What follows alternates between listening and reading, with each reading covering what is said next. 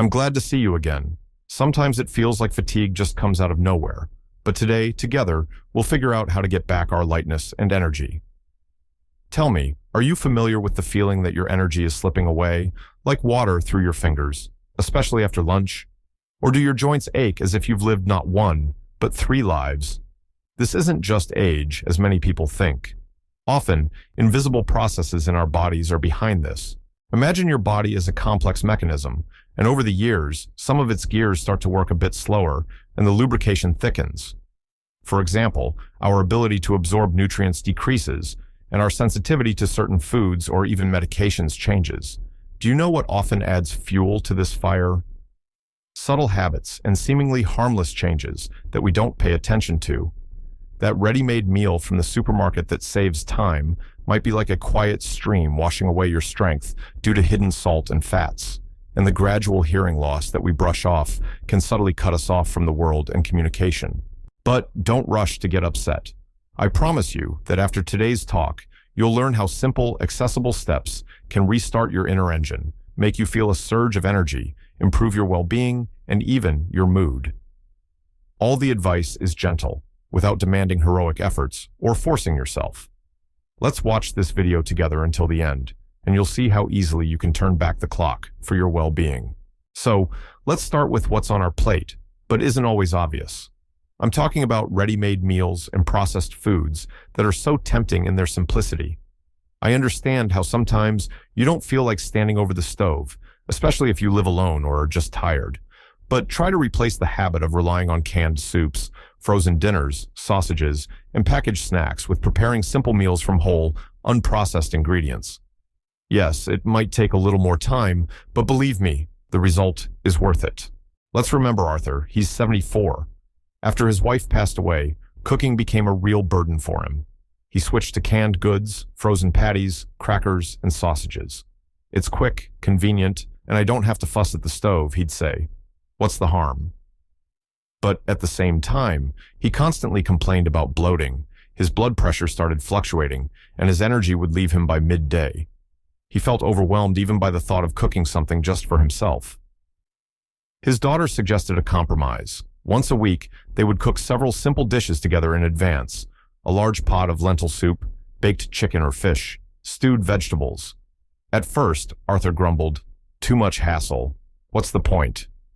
It was hard for him to give up the convenience of ready-made food, which had become his routine, but he agreed to try. And what do you think? After just a couple of weeks, he noticed that the unpleasant bloating was almost gone, and he felt lighter after eating. His blood pressure became more stable, and his energy lasted longer. The secret is simple. Ready-made food often hides huge amounts of salt, which retains water and raises blood pressure, as well as unhealthy fats and preservatives that cause inflammation and sap energy. But simple homemade food, even the most basic kind, is full of real nutrients and fiber. Imagine ready-made food is a beautiful, bright box, but almost empty inside. And homemade food is a simple but generous garden, giving you strength and health. Reconsider your habits. Maybe it's worth making a simple soup instead of opening a can, or baking a piece of fish instead of buying sausage. Your body will definitely thank you with lightness and vigor. But our well-being doesn't just depend on what we eat. Sometimes subtle changes happen in how we perceive the world around us. I'm talking about the gradual decline in hearing or vision that we often wave away. We start turning up the TV volume, asking people to repeat themselves, squinting while reading, but we postpone visiting the doctor. Please replace this passive acceptance or denial with regular checkups with specialists and using recommended corrective aids, glasses, or hearing aids. The story of Evelyn, 79, is very telling. She was always the life of the party, but gradually began to avoid crowded places and family dinners, seeming withdrawn and even a bit irritable.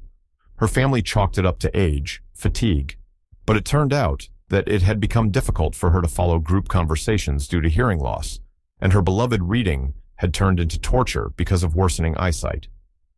She felt awkward, isolated. Everyone around has started mumbling so much, she complained when hearing came up. They print everything in such small font, she lamented about her vision. The thought of a hearing aid made her protest. What am I, completely old? It's so noticeable, and getting new, stronger glasses seemed like an unnecessary hassle, but her granddaughter gently but persistently persuaded her to get checked. Getting fitted for and used to the hearing aid and new glasses took time. It wasn't easy, but the result exceeded all expectations. Evelyn could easily chat with her friends in her book club again, actively participated in family conversations, and read with pleasure. She felt included in life again. The constant tension and frustration disappeared. Our senses are our windows and doors to the world. Through them, we receive information, communicate, and enjoy the beauty around us. If we let these windows get dusty or the doors rust shut, we isolate ourselves. Ignoring hearing and vision problems not only worsens quality of life, but also increases the risk of falls, social isolation, and is even linked to accelerated cognitive decline. Imagine that checking your hearing and vision is like wiping the windows after a long winter to let more light and fresh air into the house. Don't be embarrassed and don't put it off. Modern glasses and hearing aids can be very comfortable and discreet, and their benefits are enormous. Check your vision and hearing. Give yourself the gift of clarity and the joy of connection. Speaking of what we take for our health, it's important not only what is prescribed to us, but also how we approach it. Many of us, as we age, take multiple medications simultaneously for blood pressure, joints, sleep, the heart. And often we take them for years, out of habit, without thinking if they are still needed in that dosage and how they interact with each other. I urge you to replace passively taking medications from the list with active participation in this process. Regularly discuss all the medications you take, including vitamins and supplements, with your doctor or pharmacist, and don't be afraid to report any side effects. Charles, 81, used to swallow a whole handful of pills every morning. Different doctors had prescribed him various things over the years. He often felt dizzy, especially when standing up, felt somewhat foggy or cotton-headed, and suffered from constipation. But he attributed it all to his age and underlying conditions. The doctor prescribed it, so I have to take it, he thought. It never occurred to him to question the prescriptions or suspect that some symptoms might be caused by the medications themselves or their unfortunate combination. He was a bit afraid to ask the doctor extra questions, worried he might seem slow or distrustful. His daughter read about the importance of medication reviews for the elderly and persuaded her father to see a pharmacist for a consultation, bringing along all the bottles and boxes. The pharmacist carefully studied the list and found that 2 drugs could potentially interact, causing dizziness, and another might no longer be needed at the previous dosage, considering age-related changes in Charles's body. Armed with this information, Charles and his daughter went to his primary doctor. After discussion, the doctor adjusted the treatment plan. Soon, Charles noticed clear improvements. The dizziness became much less frequent, his head felt clearer, and even his bowel problems eased. Taking multiple medications at the same time, this is called polypharmacy, is very common among older adults, and it significantly increases the risk of side effects and unwanted interactions. Furthermore, our bodies process medications differently as we age. Therefore, it is vital to regularly, at least once a year, conduct a review of all medications taken with your doctor. Imagine your medication list is a complex orchestra. To make it sound harmonious, you need a good conductor, your doctor, who knows the part of each instrument, medication, and ensures they don't interfere with each other. Be an active participant in your health care. Don't hesitate to ask questions about your medications. Why am I taking this? For how long? What are the possible side effects? Can anything be discontinued or replaced? Such a conversation can significantly improve your well-being and safety. Managing physical health is crucial, of course, but we shouldn't forget about mental health either. And it's closely linked to our social interactions, to feeling connected with other people. As we age, our social circle might shrink, and sometimes we unknowingly find ourselves isolated. But communication, social ties, these are just as important nourishment for our brain and soul as food is for the body. Try to replace passive loneliness, even if it seems comfortable or inevitable, with active engagement. Call an old friend, join a club based on your interests, offer help to neighbors. Here's the story of George, 80 years old. He became a widower several years ago. His children lived far away, and he increasingly withdrew into himself. Days became monotonous. TV, a short walk to the store, memories. He felt useless, apathetic, often sad. When a neighbor suggested he join their gardening club, he initially refused. Why should I? I'm old and I don't know anyone there. I'll just be in the way. He was scared to come out of his shell, felt he wouldn't fit in with a new group, that they wouldn't understand him. But the neighbor was persistent, and one day simply came by to pick him up. George went, mostly out of politeness, feeling apprehensive. But at the club, he was warmly welcomed, asked about his gardening experience, and he had been an avid gardener in the past. He unexpectedly got caught up in the conversation, shared a couple of secrets about growing roses. He returned home a different person, with a sparkle in his eyes. Since then, he started attending the club regularly. He made new acquaintances, found common topics, made plans. Apathy retreated, and interest in life returned. Communication is like sunlight for our soul. It stimulates the brain, supports a good mood, gives a sense of belonging and purpose. Imagine that every meeting, every conversation is like charging your internal battery. Even a short call to a friend or a casual chat with a neighbor can warm and cheer you up. Don't be afraid to take the first step. Reach out, and you'll see how the world responds with warmth. Call someone today just to ask how they are doing. Feeling connected to other people gives us tremendous support. But to actively participate in life, it's important to feel physically confident as well. Many of us, as we age, start to fear falling, feel unsteady on our feet, or weak in our muscles. And this fear makes us move even less, which only worsens the problem, creating a vicious cycle. Let's try to replace this fear and inactivity with simple, safe exercises to strengthen muscles and improve balance. Helen, 75, once had a bad slip on a wet floor in a store. Fortunately, she didn't break anything, but the fear remained. She started walking very cautiously, tensely, avoided leaving the house in bad weather, and gave up her beloved walks in the park. "My legs aren't what they used to be, they're weak," she'd say. The thought of doing exercises made her protest. "I'm not an athlete. I might fall doing your exercises." She thought resting was the best protection against falls, but her physical therapist showed her a few simple exercises she could do while holding onto the back of a chair. Calf raises, sit-to-stands from a chair, shifting weight from one leg to the other. Helen was skeptical, but decided to try. It couldn't hurt. She started with a few minutes a day. At first, it felt unfamiliar. Her muscles ached a little. But after a couple of weeks, she felt her legs seemed stronger, more stable. She started shuffling less when she walked, and most importantly, the panic fear of falling was gone. She started going for walks again and felt much freer. Our muscles are like the framework that supports our entire body. If we don't train them, they weaken, and the risk of falls increases. And balance training is like adjusting an internal compass that helps us stand firmly on our feet. Imagine that each simple exercise is a brick you lay in the foundation of your stability and independence. It doesn't require athletic records. Start small, do exercises near support, and you'll feel more confident and safer. Try doing 5 to 10 calf raises, holding onto a chair, right now. Confidence in movement during the day is wonderful, but how we recover our strength at night is just as important. I sleep in fits and starts. I wake up exhausted. I toss and turn all night. Sound familiar? We often blame poor sleep on age, but actually, sleep quality can and should be improved.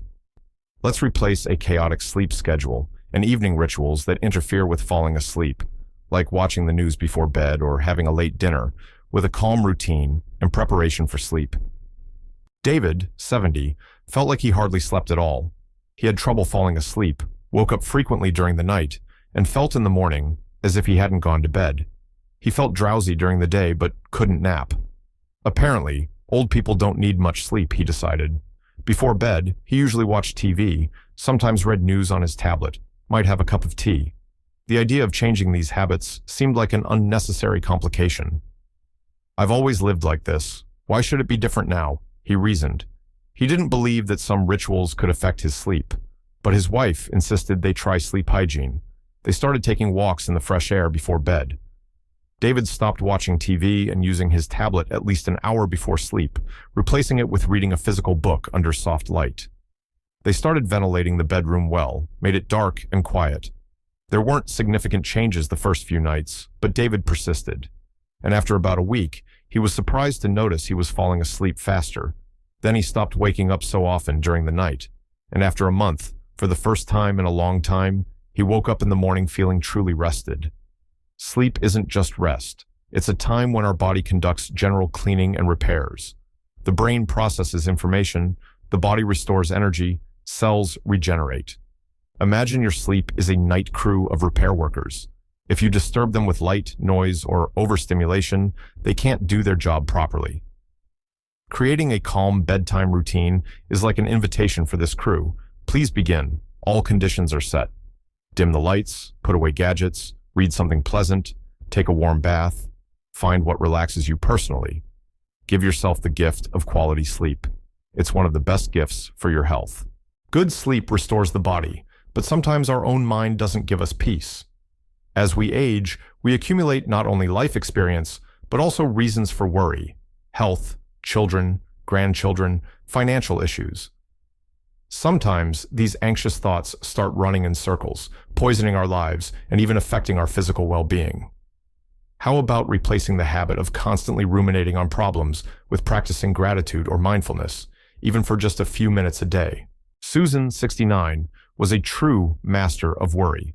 She worried about everything under the sun, playing out the worst-case scenarios in her head.